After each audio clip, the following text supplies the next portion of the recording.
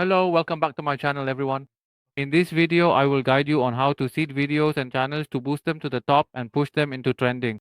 Here, we select the number of threads to run, then we pre-enter the content. These are the contents we want to use for seeding and choose various other parameters. Okay, then select the account and just hit start.